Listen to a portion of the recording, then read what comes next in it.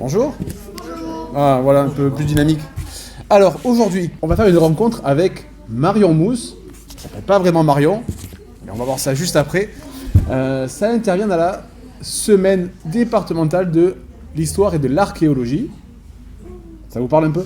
Oui. Qui c'est Caïnon? Mathieu. Je vais vous demander de participer un petit peu tout à l'heure. On va commencer directement avec donc Marion, qui s'appelle pas vraiment Marion, mais je vais quand même appeler Marion des fois, par un autre prénom ensuite. Et il vient vous présenter sa bande dessinée Va-t-en-guerre. Ça se passe pendant la Première Guerre mondiale. Ça vous parle un peu la Première Guerre mondiale? Oui. Bon. Vous l'avez déjà vu en classe ou pas encore? Pas encore. Fin d'année. Ah, c'est maîtresse qui répond premier. Ça, on va parler de tout, on va parler des dessins, on va parler de l'histoire, on va parler de comment on fait une bande dessinée. Qui c'est qui lit de la bande dessinée? Qui c'est qui fait de la bande dessinée? Qui c'est qui dessine? On a des artistes, décidément, c'est bien. Surtout lui, l'artiste. Surtout lui. Bon. On va l'appeler lui. Pierrick, c'est son vrai prénom. Pierrick, pour commencer, est-ce que tu peux nous parler de l'histoire de Va-t-en-guerre? Qu'est-ce qui se passe dans Va-t-en-guerre? Alors, qu'est-ce qui se passe dans Va-t-en-guerre? Alors d'abord, c'est inspiré d'une anecdote réelle sur les marraines de guerre, par des dames souvent âgées qui ne pouvaient pas ni aider à la fabrication des armes, ni être infirmières, ni évidemment aller sur le front pour se battre, et qui avaient eu comme idée, pour aider un peu les soldats, de correspondre par lettres avec eux pour les motiver, etc. Et puis leur envoyer éventuellement des cadeaux, des choses comme ça. Et là, on part de cette anecdote, c'est une marraine de guerre qui décide de créer une tombola dont le prix est un chèque, de l'argent, pour donner à un soldat sur le front, un soldat tiré au hasard. Donc ce soldat tiré au hasard s'appelle Carapatte, et la BD raconte l'histoire de toute une équipe de bras cassés, c'est-à-dire de Des gens pas très compétents. Voilà, de gens pas très compétents, pour aller délivrer ce cadeau aux soldats qui se trouvent sur le front. Donc on part de Paris et on va sur le front. Là en l'occurrence, alors le front, c'est... Le front, vous savez ce que c'est? Oui, c'est là. C'est là où on fait la guerre. C'est là où se passe la guerre. Très bien. Voilà, c'est C'est ça. le premier. C'est celui sur la Donc là, en l'occurrence, c'est la frontière France-Allemagne. Et donc voilà, je raconte toute cette pérégrination, ce voyage entre Paris et le front, de cette équipe que je vais peut-être vous décrire. Donc il y a 4 personnages principaux. Est-ce que tout le monde les voit? Oui. Oui. On va commencer par... Allez, par le plus grand... la plus grande personnage. Le plus grand personnage. Alors, qui est Louise. Louise. Tout le monde la voit, Louise? Oui, c'est bon? Voilà, Louise, c'est ce qu'on appelait une petite mince, et elle fabriquait en usine des munitions, des balles. Et donc elle va participer au voyage. Et puis à côté, on a Dame Zaza, qui elle est voyante. Vous savez ce que c'est une voyante? Oui. Voilà, elle est censée prédire l'avenir à qui lui demande. Elle est censée, parce qu'elle voit des choses. Elle voit pas grand-chose, on va dire. Elle voit le présent. Et là, on a Truffaut, qui est un militaire, mais un militaire de bureau. Lui, c'est un vrai soldat, Sharpnel. Un vrai soldat qui, on imagine, a fait quasiment toutes les guerres qui puissent exister. Plusieurs fois blessé. Raccommodé. Oui, voilà, raccommodé dans tous les sens, partout. Et voilà, qui va participer aussi à l'aventure. Et donc ils vont chercher un soldat, Carapatte, qui est le grand gagnant d'un jeu. Alors l'histoire, en fait. L'histoire, c'est Aurélien qui l'a écrite, c'est pas toi. Alors voilà, donc déjà il y a un scénariste donc, qui écrit l'histoire, Aurélien Ducoudray, c'est toujours le premier nom qui apparaît Ici en haut. au-dessus du titre là. Ensuite, il y a mon nom, le nom du dessinateur, donc qui fait les dessins, hein, comme son nom l'indique. Et puis là, en l'occurrence, il y a un troisième nom. Il apparaît pas toujours, mais c'est la coloriste. Parce que moi, je fais pas mes couleurs. Enfin, je les fais sur certaines BD, en l'occurrence pas celle-là. C'est de la couleur faite à l'ordinateur. Et donc Albertine Ralenti, c'est la coloriste qui met en couleur mes dessins qui sont à l'origine en noir et blanc. Alors si vous avez des questions, vous n'hésitez pas, vous levez la main Oui. et je vous donne la parole. Il y a Vas-y. un texte au moins dans le livre. Comment on appelle le texte? Après on va faire un petit jeu sur le vocabulaire de la bande dessinée. Oui, il y a des textes. Ah oui. Et quand les personnages se parlent. Et alors... Oui, vas-y. C'est les bulles. Ah non, si tu me grilles toutes mes questions, là, après j'aurai plus rien à dire. Toi, vas-y. J'allais dire des bulles aussi.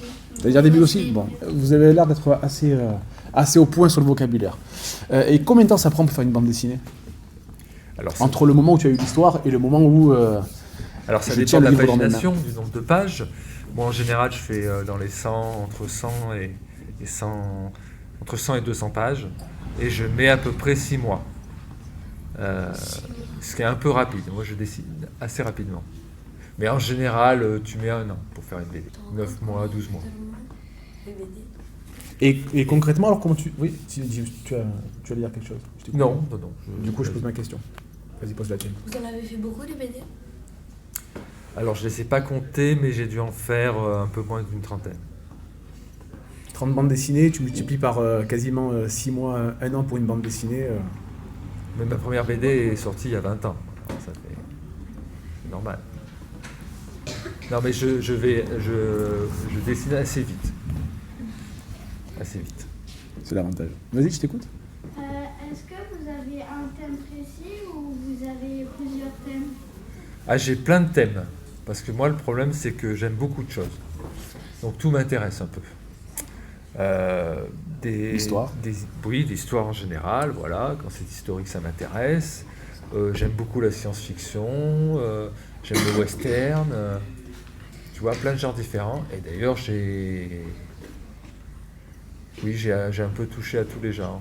Le western, vous savez ce que c'est? Oui. C'est quoi? C'est un peu avec le cowboy. Ouais. Ah, les cow-boys. Et tu as fait une bande dessinée sur Frankenstein, vu que tu parlais de science-fiction.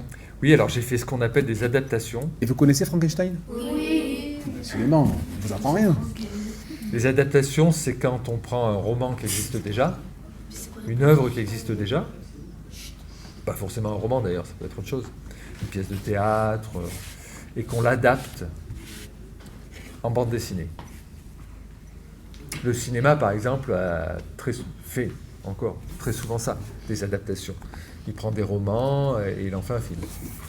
Moi, je l'ai fait quelques fois en bande dessinée, je l'ai fait notamment avec Frankenstein, donc à l'origine un roman, hein, un roman très connu, écrit par une jeune demoiselle qui avait 17 ans à l'époque. Et voilà, donc je l'ai adapté qui est, dans l'histoire un peu de la littérature, le premier livre de science-fiction. Même s'il n'y a pas de vaisseaux spatiaux et que ça ne se passe pas dans l'espace. Il n'y a pas Dark Vador dans celui-là. Et il n'y a pas Il n'y a pas Dark Vador, Vador. ouais. Il n'était pas né à cette époque. Pas de Jedi, il n'y a rien. Dommage. Vas-y. Vous voulez m'en dire combien d'exemplaires? Alors, bonne question. À combien d'exemplaires est-ce que c'est fabriqué une bande dessinée? Comme ça. Alors ça varie, mais c'est toujours plusieurs milliers d'exemplaires. Celle-ci, elle a dû être imprimée à 7000 exemplaires. Et après, évidemment, si les 7000 sont vendus, il réimprime. L'éditeur réimprime. Et où est-ce qu'on trouve une bande dessinée comme ça? Dans toutes les bonnes librairies. Vous connaissez une librairie à Saint-Tropez? Là? Là, ici, une bibliothèque. Ça, c'est une bibliothèque. Librairie, il y en a sur la place d'Élise. Cogolin? D'accord. Et à Sainte-Maxime. Place d'Élise. Bon, vous avez le choix. Je reviens un petit peu sur les personnages. Tu as 4 personnages au tempérament très opposés, ceux qui sont très différents les uns des autres. Et est-ce que c'est fait pour que en fait, chacun s'identifie aux personnages, que les filles qui sont de ce côté, on voit que c'est pareil, s'associent, s'identifient à Louise? Est-ce qu'il y a le Schradel, le grand costaud, plutôt de ce côté? Oui, alors pas forcément. Après, moi, je ne sais pas ce qu'Aurélien avait exactement dans la tête quand il a écrit l'histoire, parce que dans l'occurrence, c'est pas moi qui l'ai écrit. Ça m'arrive d'écrire et de dessiner aussi, mais pas là. Je suis pas sûr que ce soit fait exclusivement pour qu'on s'identifie à un des personnages. C'est juste pour avoir plusieurs visions d'un même événement qui vont tous vivre ensemble, mais chacun va avoir sa réaction, une réaction différente face à cet événement. Alors c'est bien d'avoir plusieurs personnages qui vont réagir de façon totalement différente. Et par contre, je pense que Louise, qui est l'une des personnes les plus... oui, j'espère qu'elle est un peu charismatique, mais en tout cas la plus normale, entre guillemets, de tous les personnages qui sont là. Parce que sinon, ils sont tous un peu spéciaux quand même. Mais Louise, elle est relativement normale. Donc je pense que s'il y a une identification, c'est souvent sur Louise qu'on l'a fait. Parce qu'au départ, Louise, elle est un peu... elle n'est pas naïve sur ce qui se passe, parce que ça se passe pendant la guerre. Elle n'est pas naïve, mais elle est, on va dire, plutôt pure. Et donc, ce voyage qui va l'amener jusqu'au soldat Carapate va un peu la transformer. Bah, déjà, elle est jeune. Et ensuite, à cette époque-là, à 14 ans, on travaillait. Hein. Et à 16 ans, on pouvait être marié. C'est pas du tout comme aujourd'hui, quoi. Donc elle, ce qu'elle a connu, c'est très vite le travail. Elle n'est jamais vraiment sortie de son usine, parce qu'à l'époque, on ne faisait pas 8 heures par jour. Hein. On travaillait vraiment toute la journée, on se levait, on travaillait et on se couchait. Donc effectivement, elle ne sait pas trop ce qui se passe autour d'elle, et c'est tout à fait normal. Déjà, sans doute, elle ne sait pas lire, parce qu'à l'époque... on allait un peu moins à l'école peut-être. Oui, on avait moins l'occasion d'aller à l'école, parce qu'il fallait travailler très vite, devenir très vite indépendant. Et donc voilà, elle n'a pas trop les moyens d'être au courant de ce qui se passe autour d'elle. Et puis en plus là, on est dans un cas très particulier qui est celui de la guerre. Celui de la guerre, c'est quand même très particulier. Justement là, elle va être confrontée à l'un des drames, un des pires drames de l'humanité, la Première Guerre mondiale. On n'avait jamais connu ça avant. Hein. Une guerre de cette ampleur-là concerne le monde entier. C'est les Allemands qui l'ont déclenché. Alors c'est les Allemands qui l'ont déclenché, c'est des jeux d'alliance, c'est un peu compliqué. Mais effectivement, là par exemple, Louise, elle va rencontrer des Japonais. Elle va rencontrer des gens d'Afrique du Nord. Évidemment, c'est des gens et des cultures qu'elle n'a jamais rencontrées. Donc elle va découvrir plein de choses, et puis elle va découvrir aussi le côté très noir de l'humanité. Donc c'est sans doute la personne la plus intéressante. Elle va découvrir l'amour, elle va découvrir la mort aussi.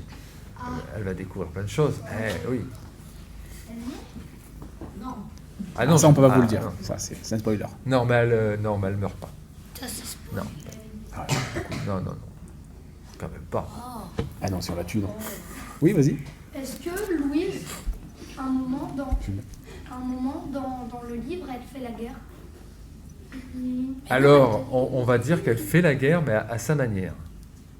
Elle prouve que la guerre, on peut la faire sans armes. Avec des munitions. Et sans munitions.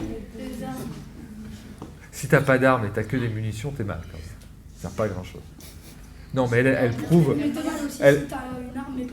Elle prouve qu'en parlant et en essayant de comprendre ce qui se passe, plutôt que d'aller buter. Je voulais pas dire buter dans Pas tuer, c'est pas ça. Buter sur quelque chose peut-être. Ouais, buter, voilà. Buter mentalement. Mais t'as raison, c'était pas le bon terme. Du coup, je sais plus ce que je voulais dire. Bon, Louise. elle va faire la guerre. Oui, elle va faire la guerre, mais pas l'arme au poing. Elle n'a pas l'arme au poing, elle a la parole. Elle a la parole et l'écrit. Et on verra que c'est un petit peu efficace quand même. Un petit peu. Ça l'est. Attends, je donne la parole à tout le monde. Juste rebondir sur le contraste des personnages, parce que finalement, le Shrapnel est quand même très sous ses airs finalement brutes et finalement, on a dû dire un cœur. Oui, tout à fait. De toute façon, l'idée c'est que tous les personnages vont évoluer, ils vont tous changer. Ils vont tous changer. Parce qu'une expérience aussi traumatisante que la guerre, ou même tout simplement sortir de sa vie quotidienne et découvrir des choses, ça va les faire tous changer. Alors sauf un qui va pas trop changer. C'est la brute en haut.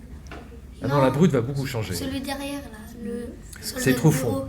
Parce que lui, le problème, c'est qu'il est très très bête quand même. Il a décidé de rester très très bête. Mais après, on peut le comprendre aussi. Il a été éduqué comme ça. Mais en tout cas, tous les personnages vont évoluer. Parce que face à des situations extrêmes comme celle-là, tu es obligé d'évoluer. Elle va évoluer en quoi, la dame en rouge? Enfin, je sais pas comment elle s'appelle. Dame Zaza? Dame Zaza, ben elle va peut-être être moins égoïste et moins penser qu'à elle. Et le soldat, On va pas tout vous raconter. Oui, alors oui, on va pas tout vous raconter. C'est jamais. Oui, tu as une question. Si vous la lisez. Comme on le voit dans la guerre mondiale, etc., il faut être protégé. Donc eux, ils ne sont pas protégés. Avec des gilets pare-balles, etc. Ah, mais est-ce qu'il y avait des gilets pare-balles à l'époque? Non. Ah oui, à l'époque, il n'y avait pas de gilet pare-balles. Les pare-balles à l'époque, c'était. Il y en avait pas beaucoup. C'est la première guerre dite moderne, la première guerre mondiale. Parce qu'effectivement, c'est là où va apparaître l'artillerie, les tanks, les canons, et même les avions. Ça va changer la donne aussi. Il y a même des sous-marins qui vont apparaître pour la première fois. C'est vraiment... Oui, mais la guerre moderne. une On n'est évolution. plus à l'époque des chevaliers, quoi. Il doit être sur les chevaux. Mais enfin, il y a une chose qu'on a quand même oubliée, c'est protéger les soldats. Parce qu'à l'époque, les soldats, ça comptait pas trop. Ça comptait pas trop. Vas-y, C'était un peu de la chair à canon, comme on disait. vas-y, je t'écoute. Mais n'empêche, je trouve qu'on peut faire la guerre sans avoir d'armes parce que par exemple, ma maman elle est ukrainienne et elle a reçu une information comme quoi il y avait une dame qui a pris un bocal de cornichons et qui l'a lancé sur un drone russe. On est sur un haut niveau là. J'espère que tu es préparé. Oui, c'est une façon de faire, oui, effectivement. Ça marche avec une poêle. C'est bien. Alors, en parlant de, tu dis il y a beaucoup de, c'est une guerre moderne. Comment on fait pour quelle recherche tu as effectuée pour coller à l'histoire parce que ça se passe il y a 100 ans. Et comment on fait pour pas se tromper sur les armes, les costumes, la façon de parler. Quelle recherche tu as effectuée? Alors, c'est une bonne question. Ah non, moi je passe pas Wikipédia. Non. C'est parce que j'ai eu l'occasion de lire, pas spécifiquement pour cette BD, hein, mais ça m'a toujours intéressé, des livres qui parlent de la guerre 14-18.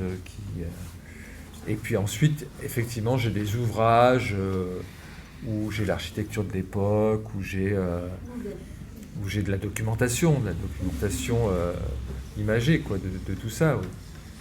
Et voilà, ça me sert de support. Et tu as eu des inspirations peut-être de films ou d'autres... Il y a un excellent film sur la Première Guerre mondiale. C'est l'un des premiers films de Stanley Kubrick. Vous connaissez Stanley Kubrick? Oui. Ah ouais? Oui. Ah super. Qu'est-ce que tu connais de Stanley Kubrick? Je connais un film que j'ai jamais vu et que je regarderai jamais. C'est pas mal. Aussi quand tu seras plus grand. Pas tu tout regarderas. pour ton âge. Il s'appelle Shining Joe. Ah oui. Ah oui, ça il faut être un peu grand, oui, parce que sinon ça fait peur. Et il a fait un film, l'un de ses premiers films, en l'occurrence il est en noir et blanc, mais c'est pas grave, parce que la couleur n'a pas grand intérêt. Donc c'est pas pour ça qu'il faut pas le regarder. Qui s'appelle Les Sentiers de la Gloire. Qui est un film qui parle de la guerre, mais dont le héros est un militaire, mais il comprend l'absurdité de la guerre et il est contre la guerre. Et c'est un film remarquable. Vous êtes trop jeune pour le voir, mais quoique. Non, en réalité, vous n'êtes pas trop jeune pour le voir. Je vous en prie, allez-y, posez une question. Une petite question orientée, c'est est-ce que le fait d'aller en bibliothèque, ça vous a beaucoup aidé pour vos recherches? Question professionnelle. Alors oui, parce que moi je ne vais qu'en bibliothèque. L'inconvénient c'est que ça me donne toujours un prétexte pour acheter des livres. J'adore acheter des livres. Bon, mais maintenant j'ai plus trop de place pour les accumuler, alors je vais quand même à la bibliothèque, ouais.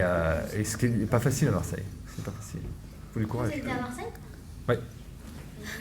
C'est vrai. Vas-y, c'est une question, vas-y. Pourquoi en dessous du soldat bête, il y a des trucs noirs, c'est quoi? Ici, là là Alors là, peut-être que tu découvriras plus tard en lisant la BD. Bon, là, Ça, c'est des croix des morts. Ça, c'est des croix, bon, c'est un cimetière. Hein, ça. Là, c'est ce qu'on appelle des casques à pointe, c'était les casques des Allemands. Tu les vois en ombre là, mais c'est des casques à pointe. Casse. c'était le côté allemand, ça. En France, on n'avait pas de pointe au sommet des casques, mais les Allemands, oui. Donc ça, c'est censé représenter... Tu le vois souvent dans la BD. Je vous avais dit qu'on allait parler un peu du vocabulaire de la bande dessinée. Je sens qu'on a affaire à des connaisseurs. Alors, comment on appelle cette partie de la bande dessinée? La couverture. La couverture, ça c'était facile. La Quatrième de couverture. quatrième de couverture, j'ai rien à vous apprendre. Un petit piège, ça, c'est pas la tranche. On croit que c'est la tranche, c'est pas la tranche. On appelle ça le... Qui c'est? Côté. Le dos. Le dos. Le dos. Et qu'est-ce qu'on trouve comme information? On a dit qu'on trouvait les... Titre. En haut, le titre, très très gros. Dessinateur, Donc le premier, Pierrick il a dit que le premier c'est le... coloriste, des fois, C'est C'est le scénariste. Après on a le l'auteur. dessinateur. Et en troisième, la La dessinatrice. coloriste. Et aussi, il y a les éditions. Donc ça c'est en bas un éditeur. À quoi ça sert un éditeur? Ça sert à écrire les textes du livre. Ça c'est un scénariste. Un éditeur c'est celui qui a imprimé, c'est très bien, c'est celui qui fabrique le livre. C'est celui sans qui rien ne serait possible. Oui, oui. Ensuite, comment on appelle une feuille? On n'appelle pas ça une page. j'allais dire une page. Pas une page, c'est une Feuille. planche. On appelle ça une planche. Un dessinateur appelle ça une planche. Et toi, tes planches, elles ont quelle taille? Quelle dimension? Tu dessines sur des grandes planches, sur des grandes feuilles?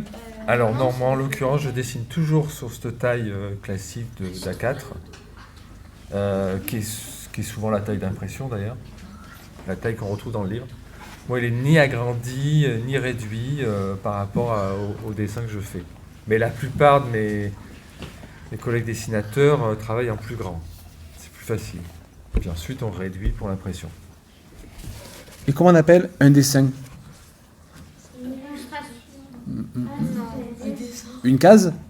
Ça vous parle une case? Oui, on l'a appris l'année dernière. Alors, si vous êtes dérange. Et ensuite, les dialogues, on appelle ça des... Vous l'avez dit, des bulles. Facilement. Et il y a les onomatopées aussi pour les fruits. Oh, Il y a un autre nom aussi pour la bulle. Vous connaissez? Non, la vignette, c'est la case, on va dire. C'est l'autre nom de la case. Mais il y a un autre nom de la bulle. Bon, ça n'a pas grand intérêt. Mais... C'est quoi? Allez, on est sur le vocabulaire. C'est le phylactère. Phylactère. On va parler de ça maintenant. Si vous Ça jouez va au pas Scrabble, vous servir vous beaucoup placez. dans la vie, mais bon, Avec un Y. avec un Y. Ouais, au Scrabble, ça. Et concrètement, comment on passe de tes dessins, quand tu dessines sur une feuille, donc... Avec un Y, A4? t'es sûr? Phylactère? Je sais pas. Ah, ça vient pas de fil, le fil de philosophie. Je sais, le fil de- à voir. Ouais, t'as raison, c'est avec un Y. Ah bon. On va tester. Et comment on passe concrètement de tes dessins, que tu fais chez toi sur tes feuilles blanches, à la terrasse du bar, Ouais. comment on passe de tes dessins à une bande dessinée, en fait, concrètement? Est-ce que tu Alors- dessines chaque bande dessinée? Alors, Le soir non. Donc Ouais. moi, ce que je fais, c'est que je fais je fais une planche hein, avec toutes mes cases et tout ça. Je le fais à la plume, je le fais au feutre, je le fais au crayon à papier des fois. Et ensuite, je le scanne pour le mettre sur mon ordinateur. Je l'envoie à ma coloriste qui met la couleur. Et ensuite, ma coloriste envoie tout ça. Enfin, elle me le renvoie hein, pour que je valide, pour que je dise ah oui, ça me plaît, c'est bien, super. Et après, quand je l'ai validé, elle l'envoie à l'éditeur. Et l'éditeur, lui, va l'envoyer à l'imprimeur, qui va rassembler toutes les planches et qui va ensuite les imprimer à des milliers d'exemplaires. Il va coller le tout, il va mettre une couverture et il aura fait un livre. C'est pas vous qui avez fait la couverture? Ah si, je veux dire, si, c'est moi qui fais le dessin de la couverture, Mais pas la fabrication. mais pas la fabrication. Et il est sorti depuis combien de temps, Vatanguer? Il est sorti à la fin de l'année dernière. Frankenstein? Ou bah il est sorti il y a 15 ans. T'as dit que c'était un de ses premiers livres? Vas-y. Est-ce que vous avez un supérieur, disons ça comme ça, qui vous prend des commandes pour les BD, ou c'est vous qui Amazon qui fait ça? Non, c'est moi qui propose des projets aux éditeurs en général, hein, pas qu'à un seul éditeur. Je travaille avec plein d'éditeurs différents. Et ils me disent s'ils sont intéressés ou pas, parce que c'est eux qui vont me payer. C'est eux qui vont me payer pour fabriquer, faire attention aux mots, pour dessiner le livre. Et qui vont ensuite l'imprimer et le sortir. Et ensuite, qui vont toucher beaucoup d'argent quand le livre sera vendu. Plus que moi. Moi, j'en toucherai un peu. En fait, ils payent pour gagner de l'argent. C'est une forme d'investissement, oui, c'est ça. oui, c'est bien résumé, ça. C'est bien résumé. On est déjà prêt pour le marché du travail, je vois. Les c'est éditeurs bien. sont pas comme ça, mais quand même. C'est l'idée de base. Et du coup, est-ce qu'ils vous ont beaucoup. Est-ce qu'ils vous censurent? Est-ce que vous avez eu beaucoup de problèmes à ce niveau-là? Ou avec les éditeurs? Alors, non. Non. Non, j'ai même plutôt tendance à m'auto-censurer. Enfin, je m'auto-censure. Je leur demande quand même. Parce que tant que je peux faire passer des trucs, tant mieux. Non. Non. En France, on est... non. J'ai jamais eu... sur une trentaine de BD, jamais eu... Mais par contre, les traductions à l'étranger, oui, c'est très souvent. Surtout aux États-Unis. Pour des détails vraiment incroyables. Mais en France, jamais. Enfin, moi... Vas-y. C'est en quelle année environ pour dans la guerre dans le livre? Est-ce que vous connaissez un peu les dates de la Première Guerre mondiale? 18.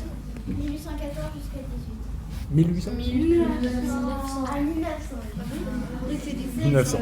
Mais c'est pas mal, vous êtes déjà bien au point. Et 1948 pour un deuxième. Vas-y. C'est les petits pains devant vous? Oui. Il n'y en aura pas pour tout le monde, du coup c'est que pour nous. Non, je sais pas, non, je sais pas du tout. Non, je sais pas du tout. Je sais pas du tout. Et du coup, alors, avec quoi? Avec quel matériel tu fais ta bande dessinée? Avec des crayons de couleur, des feutres? Alors là, en l'occurrence, celle-ci, avec des feutres biseautés. Des Qu'est-ce que feutres c'est? biseautés, vous savez, c'est des feutres qui vous permettent de faire, avec la même mine, un trait très large et un trait très fin. Parce qu'ils sont taillés un peu en pointe comme ça. Ouais. Mais en général, je change d'outil pour chaque BD. Non, je reste avec le même outil sur une BD Sinon, ça inventée. ferait bizarre parce que si tu vois le personnage là sur la couverture et qu'il n'y a pas le même sur le livre, ça Mais fait pas. bizarre, hein, toutes les deux pages ça change. Mais par contre, Pierrick adapte chaque bande dessinée. Tu utilises des matériaux différents. C'est-à-dire si on compare les deux bandes dessinées, ça ne sera pas exactement le même. Encore là, c'est le pas même les plus matériel. flagrantes, celles-là sont assez Vous le proches. gêne quand on voit la différence? Non, c'est bon, c'est gentil. J'ai deux mains. Non, là, c'est vrai que c'est assez proche. Tout le monde voit la différence? Est-ce que tout le monde voit? Oui. Tout le monde voit la différence? On voit que c'est Mais moins j'ai facile. fait une bande dessinée avec des feutres de couleur, sans noir du tout. Ça dépend du sujet, on va dire. Mais vous dessinez ou vous donnez l'idée? Ratanguerre est plus vite. Bah, des fois, je fais les deux. C'est pour ça que j'ai pas comme profession d'être dessinateur, parce que je fais pas que du dessin. On dit auteur, parce qu'il m'arrive d'écrire mes propres histoires, de faire scénariste. Auteur-dessinateur. Auteur, ça résume tout. Auteur, ça peut impliquer que tu dessines et que tu écris, que tu fasses les deux, que tu fasses l'un ou l'autre. Vous en avez fait 3. Alors là, c'est en 3 tomes, ouais. Et vous avez pas rapport avec le livre? Moi, absolument aucun. Moi, je suis là pour donner la parole à Pierrick, vous donnez la parole, et qu'on passe un bon moment tous ensemble. Moi, je sais très mal dessiner. Je ne serai jamais à sa place, par exemple. Jamais. Pas prévu. Moi, je sais très mal parler devant une assemblée. Chacun ses compétences. Voilà. Ils sont moins techniques, d'ailleurs. Oui, vas-y. Mais vous n'avez pas eu trop de mal avec le confinement, etc. Avec le confinement? Non, parce qu'il a travaillé beaucoup plus. Alors, non, j'ai pas eu de mal, parce que nous, tu sais, on fait un métier, on est déjà un peu confinés, on va dire. Nous, on télétravaille depuis toujours. Tu travailles chez toi, tu vois. Ou, enfin, j'ai plein d'amis qui travaillent en atelier, un endroit où se réunissent les dessinateurs. des nids de dessinateurs. Mais moi, je travaille pas en atelier, je travaille chez moi. Donc bon, confinement, ça va pas... C'est pas de différence, quoi. Ok. C'est pas de différence. pas d'esprit. Bon, vous êtes habitués non. Voilà, c'est ça. Et du coup, ton éditeur qui ici, c'est Enfin, si, ça a changé des choses quand même parce que je me suis retrouvé avec mes enfants tout le temps. tout le temps. Et vous embêtez? Ce qui a été 3. très pénible. Ce qui a été très long. Oh, pénible. Oui, c'était un peu long, oui, quand même. Papa, qu'est-ce que tu fais? Tu fais quoi? Oui, bah non, mais là, tu remercies les maîtresses, les professeurs, tout ça, de te les prendre la journée, Il était très beau ton dessin. de leur faire faire les devoirs. Et là, vos enfants, Oula, c'est une question piège. Attends. 7, 9 et 11. comme Mathieu. Ouais. Papa, il est très beau. Oui, le plus grand est dans la même classe que vous. Est-ce que quelqu'un a encore une question sur la bande dessinée ou non? Je continue? Pas de questions? Oui, non? Non? Vas-y. On peut prendre un livre. Pardon? On pourra en prendre un livre. Alors, je pense que vous pourrez l'emprunter à la bibliothèque. Celui-là? Il n'y a pas Géraldine. Je sais pas si elle l'a. Est-ce qu'il y aura les Frankenstein? Géraldine, qu'est-ce que tu as de Mario Mousse à la Je bibliothèque? sais pas. Ben, celles-ci viennent d'une bibliothèque. Alors. Parce que c'est Marion Mousse, Félix Brune, non? Ah oui. Non, Félix Brune, il est décédé. Et pourquoi? Alors, non, effectivement, on a Frankenstein. Et non, on découvre cet auteur. J'en cherchais aujourd'hui. D'accord. Pourquoi au début vous l'avez appelé Marion Mousse? Alors oui, Alors. on a Vatanguer. Ah, vous avez votre Vatanguer à la bibliothèque. C'est notre exemple. Voilà, donc Vatanguer, vous pourrez l'emprunter à la bibliothèque. Et donc, au début, j'ai dit que tu t'appelais Marion sans s'appeler Marion. Alors pourquoi tu t'appelles Marion, mais pas Marion? Ah, parce que c'est un métier où on prend souvent un pseudonyme. Un pseudonyme, c'est un faux nom, voilà. Un nom de scène. Un peu comme les chanteurs, tout ça.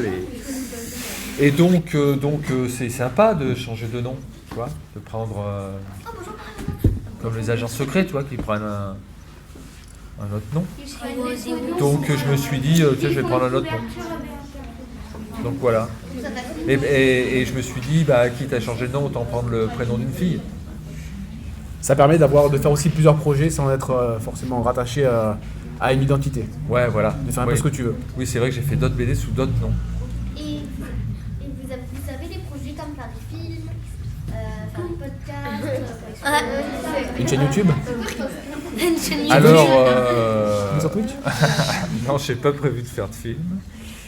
Tu sais, les dessinateurs ils travaillent tout seuls et tout ça. Un film, c'est énorme. Hein. Il y a des centaines et des centaines de personnes qui interviennent et tout. Donc ça, je me sentirais pas de travailler avec autant de personnes. Souvent, les dessinateurs, ils aiment bien être seuls, justement. Et puis, quant au podcast, machin truc, non, c'est pas trop... non. Moi, je préfère le livre, je préfère le papier, je préfère le... Mais bon, c'est pas tout à fait faux parce que je crois que je vais être obligé quand même de m'y intéresser un petit peu. Notamment, comment ça s'appelle, Instagram, où je vais peut-être faire paraître Les dessins. ce qu'on appelle des strips, c'est-à-dire des petites histoires en 3-4 cases, avant que ça soit publié en livre. Maintenant, les éditeurs te poussent à faire ça. Bah, parce que c'est vrai que ça ouvre à un autre public, enfin un autre public, à plus de gens, ça peut être important, ouais. Donc moi, si l'éditeur s'en occupe, tu vois, si j'ai que les dessins à faire, parce que je suis incapable de mettre une image sur mon profil Facebook, tu vois, je comprends rien à tout ça, moi. Je suis vieux, moi. Et donc si l'éditeur s'en occupe, et de plus en plus souvent ils s'en occupent, moi je suis tout à fait d'accord, hein, bien sûr. Et alors, question, vu que tu sais dessiner, est-ce que tu aurais aimé faire un dessin animé? Je connais la réponse. Bah, un dessin animé, c'est un peu la même chose que le film. un dessin animé, on peut s'imaginer que le dessinateur a fait tous les dessins, mais c'est pas vrai. À vrai dire, c'est une équipe énorme. Il faut quand même 24 images dans la seconde, 24 dessins dans la seconde. Donc pour faire à 10 minutes, il en faut des milliers et des milliers. Donc ça, c'est plusieurs dessinateurs qui reproduisent les dessins. C'est toute une équipe. Après, il faut mettre le son. Non, c'est trop compliqué pour moi. Et en ce moment, tu travailles, donc tu as un western, tu peux nous en dire un peu plus sur ton western, tu en es où donc, ce nouveau projet? Oui. Alors c'est pas signé, hein. Donc c'est pas sûr. Donc c'est pas sûr. Il faut que je trouve un éditeur. Et oui, c'est un western. C'est l'histoire d'une petite fille d'une dizaine d'années qui veut venger la mort de son papa. Ça a l'air trop bien. Mais malheureusement pour elle, elle est aveugle. Elle est quoi? Donc du coup, c'est pas facile. Aveugle. Ah, Aveugle. Ça me fait penser à True Grit, tu sais, le film avec... Oui, tout à fait. Mais c'est très inspiré. D'accord, donc tu as aussi des inspirations. Et là aussi, pareil, hein, tu te rends à la bibliothèque pour trouver des Bien sûr. des livres... Ah oui. Bah oui, parce que les images, par exemple, je peux effectivement aller sur mon ordinateur, sur Internet. Mais enfin, quand je reproduis des images, c'est pas très intéressant de regarder l'écran. C'est pas agréable du tout. Alors que de refaire des photos de livres, c'est quand même plus agréable. Et je vois que tu sais déjà dessiner les chevaux, donc c'est bon. Ouais, plus Sur ou les moins, chevaux, c'est un les- gros boulot. Il n'y a rien de plus dur qu'un cheval. On est bon. bon. Ah Oh, oui. le cheval. Très compliqué. Il est un cheval. Alors, il n'est pas au galop, mais on va dire que c'est quand même un cheval. Moi, je le reconnais. Tu sais, il y a quelques trucs comme ça qui sont très compliqués pour tous les dessinateurs. Les voitures, les bateaux, les pieds Un pied, c'est et les chevaux. Ah oui, les pieds, c'est dur. Les mains. Les mains. Ah oui, les pieds, quand tu Non, les mains, c'est assez facile de comprendre comment ça fonctionne. Et puis, regarde, c'est une forme caractéristique, les mains. Alors qu'un pied, ça n'a pas vraiment de forme, à vrai dire. Et en même temps, un pied, tu le reconnais, quoi. Mais ça a une forme un peu... Tu vois Ah, c'est difficile pour toi de dessiner un pied. Ah, mais pour tous les dessinateurs. Ah bon. Regardez, par exemple, vous prenez un peintre extrêmement connu qui s'appelle Géricault. S'il a fait comme très connu, le radeau de la Méduse, par exemple. Vous voyez le radeau de la Vous Méduse? connaissez le radeau de la Méduse? c'est la tortue. Si. Ça me dit- C'est un tableau. C'est un tableau immense qui se trouve au Louvre et qui raconte une histoire vraie, hein, d'ailleurs. Et ben, si vous regardez bien, vous ne verrez aucun pied. Pourtant, les personnes sont nues, hein, quasiment toutes nues. Mais à chaque fois, ils trouvent une solution pour cacher les pieds. Parce que les pieds, c'est un truc qu'ils n'arrivaient pas à faire. Et pourtant, c'est un dessinateur virtuose, hein, enfin, peintre, un dessinateur virtuose. Et ça a toujours été un problème, le pied. Le pied est un problème. Alors là, on parle dans n'importe quoi, là, ça n'a rien à voir avec le sujet, mais bon, voilà. Du coup, c'est pas le pied. C'est pas le pied, le C'est pied. pas le pied. Et alors, comment vous avez fait pour dessiner le tank si c'est une voiture, du coup? Ah bah non, mais à force de... Je dis pas que c'est impossible, hein. Je dis que ça demande beaucoup de travail. Non, le tank, c'est assez facile, parce que le tank, c'est très basique. Et surtout, ça a des angles... c'est carré, tu vois. Alors qu'une voiture, quand elle est toute arrondie, avec des formes arrondies, comme ça, qui s'enchevêtrent et tout ça, ça c'est dur. Un peu plus compliqué. Mais le bateau est encore plus dur. Alors, c'est encore plus compliqué Décidément. de la construire. Là, je peux pas t'aider, vraiment. J'essaierai, mais... Vas-y, je t'écoute. Par exemple, moi, un pied, je le fais juste, je fais un petit cercle ovale et voilà. Mais tout à fait. Ouais, tout à fait. De toute façon, l'important, c'est qu'on sache que c'est un pied. Si les gens reconnaissent que c'est un pied, on part du principe que c'est un Ah, mais c'est- tu- Je vais essayer de trouver un... Tu as donné la définition même du dessin, tu vois, du dessin de bande dessinée. L'objectif, c'est pas de... La perfection. Oui, c'est pas de représenter ce que pourrait faire une photo. Elle a une photo, déjà, elle fait très bien. Alors, on va pas s'amuser à le faire aussi, ça sert à rien. Et puis, il suffit qu'on comprenne que c'est un pied. Et surtout que c'est des personnages un peu inventés qui n'ont pas une vraie tête. Oui, tout à fait, mais il pourrait, mais ça n'a pas grand intérêt du moment que tu reconnais les personnages et que tu les différencies les uns des autres. Alors Pierrick, il triche parce que souvent, les personnages sont en chaussures. Oui, mais la chaussure est très dure aussi. Ah bah, finalement... Non, mais t'y arrives, hein, t'y arrives. T'y arrives toujours. Mais ça demande beaucoup de travail. Je trouve pas de pieds nus comme ça, à brûle Il y en pour a point. ou pas? Et comment est-ce Des que... pieds nus? Ah bah oui, j'en ai dessiné plein dans mes BD, Non, mais... dans ce livre. Oh là, alors ça, je fais plus attention, ça. Alors, il y a deux y a- pieds nus. Tu sais, là, il y a, je sais pas, je compte pas les cases, mais il y en a une dizaine de cases par page, multiplié par 200, ça fait, tu vois, ça fait beaucoup, quoi. Vous avez beaucoup de dessins. Vas-y, tu as une question? Il faut prendre, disons, combien d'années pour devenir un dessinateur professionnel? Alors écoute, moi je donne des cours des fois, de moins en moins, je donne des cours dans différentes classes, pas pour apprendre à dessiner, surtout pas pour apprendre à dessiner, mais pour apprendre le langage de la bande dessinée, parce que c'est un langage, tu vois, il faut respecter certains trucs et tout. Et moi ce que j'apprends, c'est à écrire des histoires. Et pourquoi j'apprends pas à dessiner? Parce que bon, déjà en quelques heures, je peux pas apprendre à quelqu'un à dessiner, hein. Mais c'est surtout que ça n'a pas grand intérêt si tu veux faire de la BD. Si tu veux faire de la BD, c'est pour raconter des histoires. Parce que sinon, si tu veux bien dessiner ou faire des beaux dessins, bah, tu fais de la peinture ou de l'illustration. Ce qu'on appelle l'illustration. Tu vois. La BD, c'est autre chose. La BD, c'est raconter une histoire. Si tu veux raconter une histoire, c'est l'histoire le plus important. Le dessin, il faut juste qu'il soit clair et qu'on le comprenne. Donc tu peux faire une super bande dessinée avec des carrés et des ronds. Tu vois? Tu dis que les carrés, c'est les gentils et les ronds, c'est les méchants. Bon, ben ça, déjà, la personne qui va lire le livre, elle sait que les carrés, c'est les méchants et que les ronds, c'est les gentils. Tu vois? Ça, déjà, t'as le début d'une histoire. Puis après, tu les fais se rentrer dedans, etc. Ça, il ne faut pas être un virtuose pour dessiner un carré ou un rond, par exemple. Tu vois? À vrai dire, tu peux faire des dessins avec des personnages en fil de fer. Tu vois ce qu'on dit en fil de fer? C'est-à-dire 3-4 traits, un rond pour la tête. Et ça peut suffire, ça, pour faire passer certaines histoires. Tu vois? Donc si je ne sais plus quelle était ta question, mais Combien de temps on met pour être célèbre? en tout cas, si tu as envie de faire de la bande dessinée et de raconter des histoires, si tu as des choses à raconter, il ne faut pas bloquer sur le dessin. Il faut dessiner, il faut beaucoup dessiner. Mais c'est pas grave si ton dessin n'est pas formidable, etc. Si on comprend ce que tu as voulu dire, si le lecteur il comprend ce que tu as voulu dire, ça suffit. Et puis tu peux faire des dessins, et c'est ça qui est bien en bande dessinée, tu peux faire des dessins très très simples, comme avec des personnages en fil de fer, comme je te disais. Et après, à force de faire ces personnages en fil de fer, à un moment donné, tu les feras hyper vite parce que tu maîtriseras le truc, alors tu vas leur rajouter des habits, tu vois.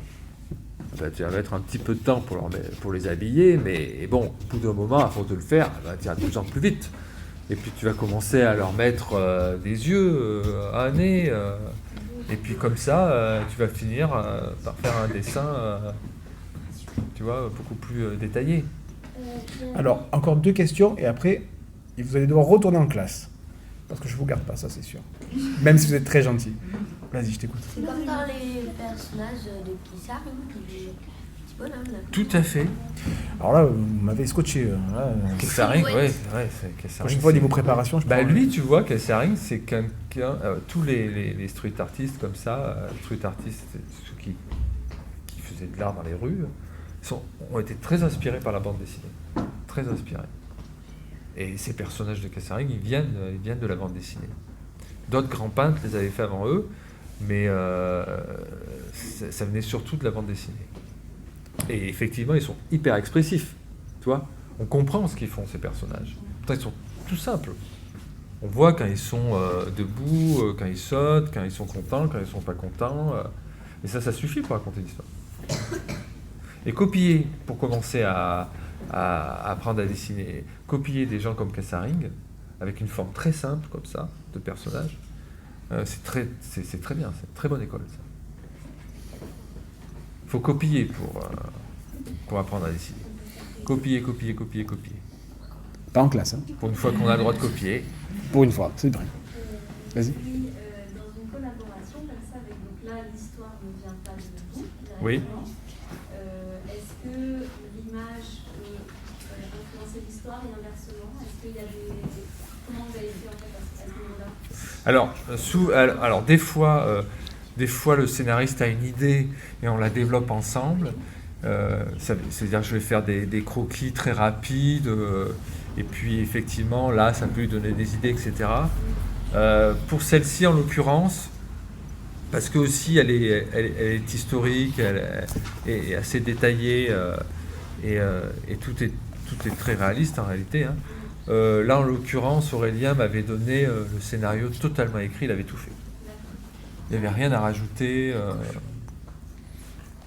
Après, moi, comme je décide de la mise en scène, de la place que va prendre chaque scène, etc., je peux couper des dialogues ou en inventer d'autres. Mais pas grand-chose, hein. Et là, effectivement, on en rediscute. Non, c'est pas frustrant. Au début, c'est frustrant de travailler avec quelqu'un parce que c'est toujours deux égos, c'est compliqué de s'entendre. Et chacun a son idée un peu du truc. Évidemment, moi, quand je vais mettre en dessin les personnages qu'il me propose, il est évident que dans sa tête, il ne voyait pas ça comme ça. Personne voit la même chose. C'est la magie quand on lit un livre. Nous, on peut tous imaginer. Donc là, tu discutes en général. Mais ouais, c'est pas facile de travailler avec quelqu'un de toute façon. Est-ce que j'ai une dernière question? Si. Quelqu'un qui a envie de lever la main mais qui n'ose pas trop. Dernière question, après le jeu. Alexandre, allez. Non? Pas de question, sûr? Il en a une, mais il veut pas le dire. Ça parlait de quoi, ta question? Non, c'est juste qu'il a peur parce que lui, il fait des dessins depuis 5 mois et il a dit qu'il était devant un écran illustrateur. Tu dessines? Tu dessines sur ordinateur? Il dessine des mangas et tout. je dessine Bah, c'est bien. des feuilles. Il dessine hyper bien. Souvent, je fais des tutos, mais je rajoute des choses que j'ai fait moi. Ah, tu t'aides de tutos que tu... Vu que je dessine depuis pas très très longtemps, je fais des tutos, mais je rajoute toujours des choses en plus que moi je fais et qui ne font pas sur le dessin. D'accord. Mais tout est bon de toute façon.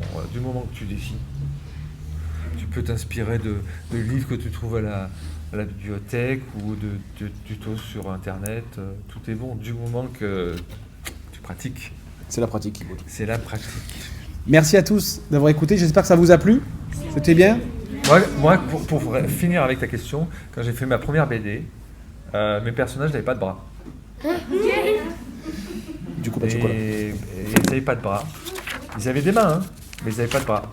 Parce que je trouvais l'articulation un petit peu compliquée à faire. Donc ça me gênait, ça prenait de la place.